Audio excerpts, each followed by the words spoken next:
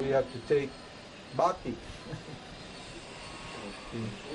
When ignorance is operating, you don't feel good. You feel incomplete. Ignorance we call Maya. And the very first thing that you feel, you don't feel love when ignorance is operating. Your nature's love, you want it, but you don't experience it. You think you don't experience it. Actually, your nature's love and you're experiencing it 24/7, but ignorance has cut you off from your own experience of yourself. And so what do you do when you feel like you need love, when you feel you aren't loved, you don't have love? What do you feel? What do you do? The first thing you do is try to get a relationship with somebody who will give you love, or somebody you can love, so that somebody who's attractive to you, so the love can come out and you can experience it, or who can actually provide you with love that awakens the love in you so you can experience it. So the first problem that we have when we're ignorant of who we are is this relationship problem. Isn't it? I want love. And therefore, what do? I fall in love. Now, and that's meant to be extremely desirable, isn't it? That's what we all want. Huh? That's exciting. That's fulfilling. That's wonderful. I feel transcendent. I feel glorious. I feel beautiful. And I don't know if anybody here has a doubt about how that ends. If you have any doubt about how that ends, you probably ought to go someplace else, because this is going to be painful to hear. It doesn't end well. It doesn't last. It just doesn't last. Anything you fall into, you're going to fall out of. That's just a fact. That's just karma. If you fall into it, you will fall out of it, because nothing here is permanent.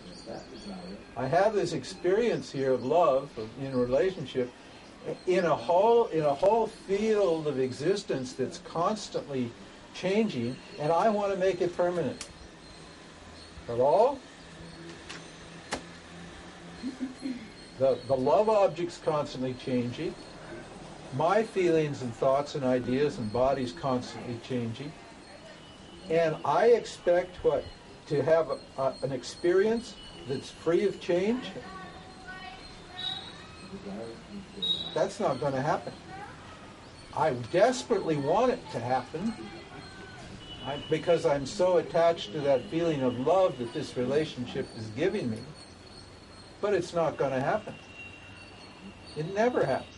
It lasts anywhere from a few seconds to a few years maybe. And then whoop, gone.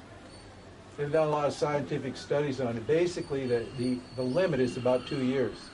But then we're talking about, I mean, there are couples that are together all their lives, and love changes in form, it changes in how it feels. So the infatuation period can last for 2 years, and then something deeper comes, companionship, friendship, or whatever. Oh yeah, we'll get to that. That's right. But right now we're just talking about the in love thing. The in love. It may morph into something more permanent or better, and it may not. But so we'll get to that. There's several stages of this love business. So you're not saying that Vedanta can only be taught to non-householders? No, this is just universal. This doesn't matter whether you're a sannyasi or a householder. But before you can appreciate who you are, you've got to stop thinking that the object of your love is the one that's responsible for your love, that the love is actually in the object.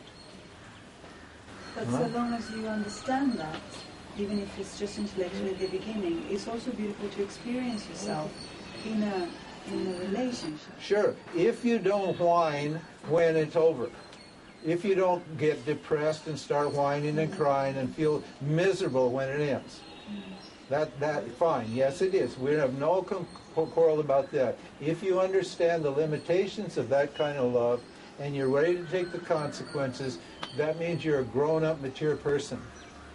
But if you get depressed or angry or upset when that love disappears or changes, then you're not a grown-up, you're a child. Because you simply do not appreciate the nature of reality. And how about as we progress on this path, before we reach enlightenment, Well, we're going to see, you see, because all the time you're in a relationship, you need to be investigating what the source of the love is. If you continue to believe that you need that object for the love, that's the problem. But if you're having a love experience with somebody else, you should be constantly looking for the source of that love. Because once you find the source of that love, then you're no longer tied to the object. And moksha, or freedom, is defined in Vedanta as freedom from dependence on objects. If I'm depending on an object, a relationship, or another person, or security, or pleasure, or virtue, or anything else, if I'm depending on it for my happiness, I am not free.